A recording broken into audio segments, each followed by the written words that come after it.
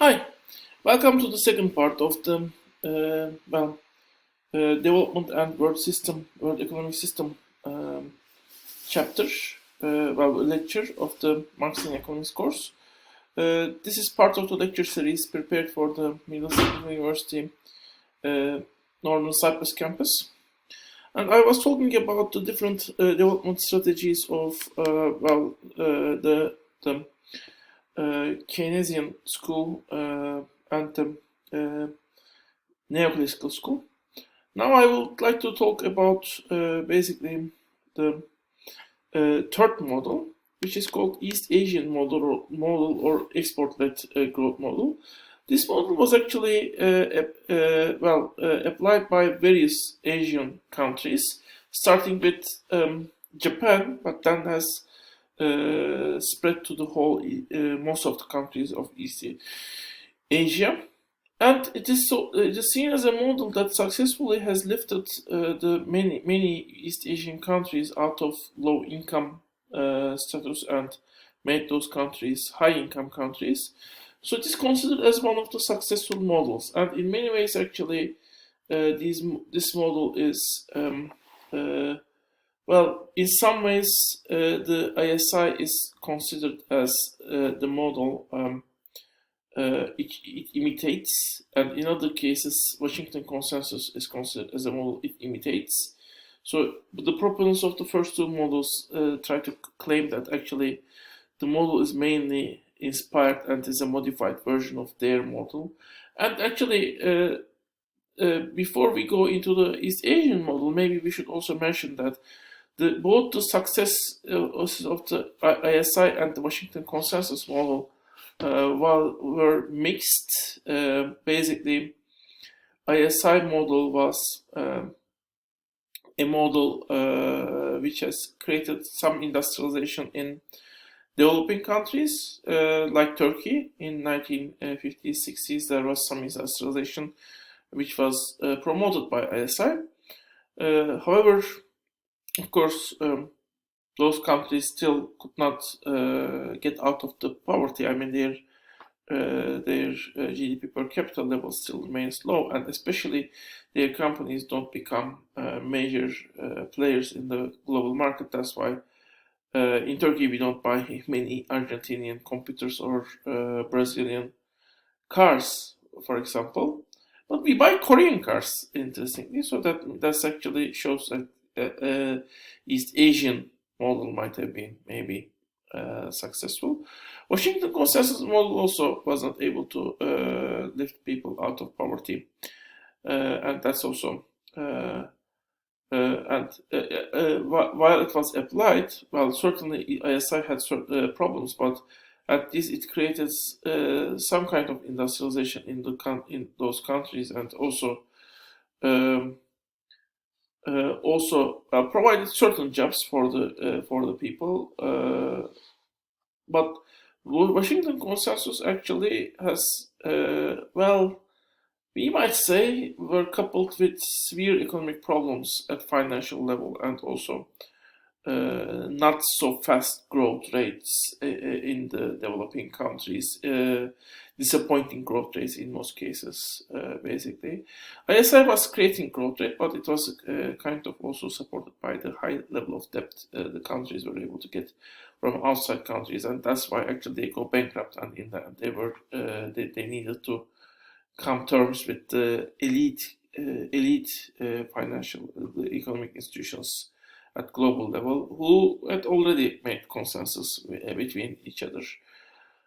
Um, However, after 20 or 30 years, it was also clear that Washington Consensus model was not able to lift those countries up. It has created some growth rates, but it was not clear that the people who were applying the Washington Consensus were able to fight the poverty or create an extraordinary growth necessarily. Meanwhile, the East Asia was, as I said, was one successful case. And so, what did they? What is their model? And well, it's called export-led model. So, what we might say also, what is the export-led model? The export-led model is basically, uh, well, it's still based on the idea similar to the actually ISI in the sense that the country protects its companies in certain sectors it chooses, which could be the leading sectors of that country, against foreign competition. So, to some extent, in certain sectors, the tariff walls are still high, and in other ways, in economy, you also have regulations, especially in the financial markets, so that there won't be that much income generated from financial speculation. Well, however, there is a difference here between ISI and export-led model. In the ISI, mainly the domestic market was the target. So basically, the country was clearing the domestic market by protecting the emerging companies from international competition in the domestic market. And it was assumed that this domestic market would serve to those companies as a ground which they could use to develop and basically be more efficient. And then they will be ready for foreign competition. While in the export-led model, from the starting point on, the support given is conditional, and basically the companies that are participating in the countries which are applying the export-led model, well, there the companies, in order to get state support, they should put export targets. So they should basically claim and promise to develop their products sufficiently at a foreseeable future in 2 years, 3 years, maybe 5 years, and be able to sell that product to the foreign companies, foreign countries. So we don't have anymore a foreign competition that is postponed away from the foreseeable future. I mean, there is no schedule in the ISI. We have instead a case where state is assisting and helping the domestic companies to be competitive in the foreign or international market as well as the domestic market. So that's interesting, and in many ways, maybe after 1940s, this is the successful model which has actually lifted countries out of poverty, except maybe in the European nations where some nations were actually lifted out of poverty, but those nations were mostly, we must say, lifted out of poverty artificially. They got a lot of support. They are lifted out of poverty by the support of the European Union, and in many cases also they get increasingly indebted and they had trade deficit. So in that sense, actually, this the success of East Asian model as opposing to the ISI and Washington Consensus model would be interesting. You might ask what has happened in the Soviet side of the world, basically, the communist side of the world. Basically, in the communist side of the world, in general, the type of ISI was used, but that was kind of used for the whole bloc. Soviet Union famously created a world organization called Comecon, communist organization called Comecon. And there, actually, each country was given a certain sector, so they were the sole producers of the outputs in those sectors, and all other countries buy those products. For example, Bulgaria, which was largely an agricultural country, was producing machinery, industrial machinery. And that sector was once dominant in the Bulgaria. I mean, all countries, including Germany and Poland, which could actually buy the product maybe more efficiently, because Poland and Germany were industrialized, both of them, basically. But they also had to buy that product from the Bulgaria. And in Bulgaria, this led to development of the machinery sector. After the end of the communist era, they could not sell as many machinery as before, but still it became one of the dominant sectors in the Bulgaria after the end of the communist era.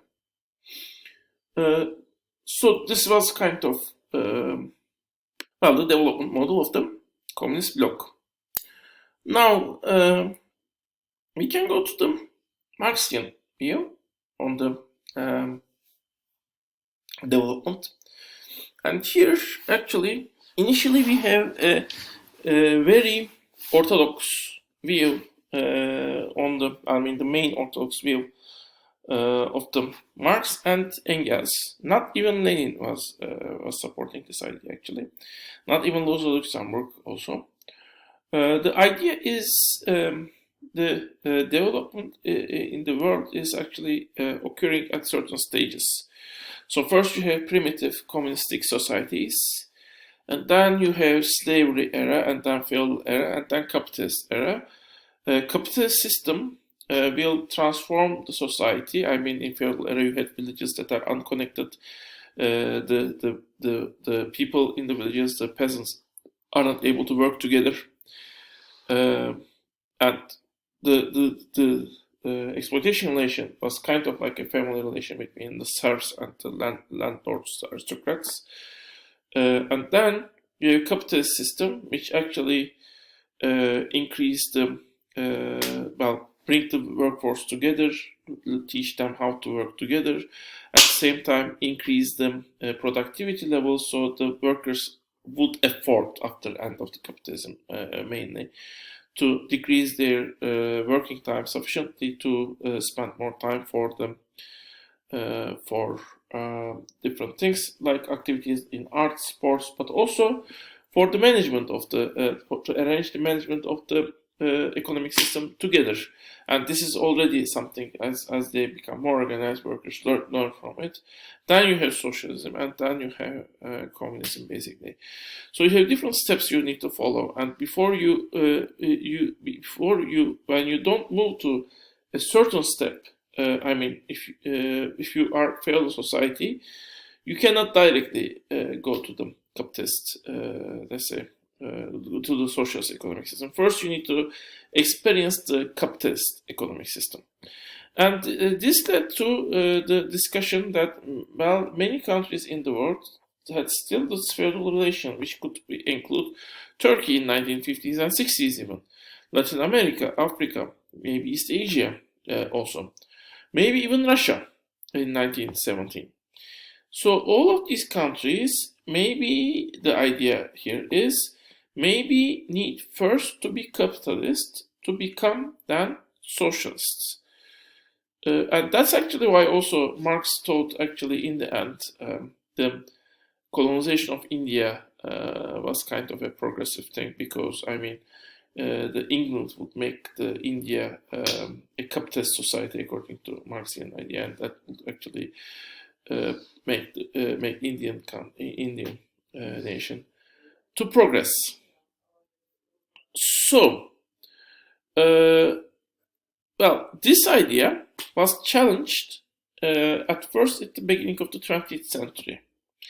So with the colonization, the recolonization wave in late 19th century, it was kind of clear after the first colonization wave was settled, the countries that were colonized, the dominant countries, the colonizing powers, they were maintaining many of the relations. The traditional relations, the traditional values were maintained, and the countries were more or less input providers who provide agricultural products and mining products, and industry was not developed in those countries. So the main idea become, when we have Ottoman Empire or African countries and East Asian countries, maybe their underdeveloped status with dominant agricultural sector, mining sector, that was the capitalism they were experiencing. As long as they are remaining in the capitalist system, maybe they will never become industrialized countries. Maybe capitalist system also gives different functions to different countries. So that's an interesting idea, and we will talk more on it in the next part. See you in the next part.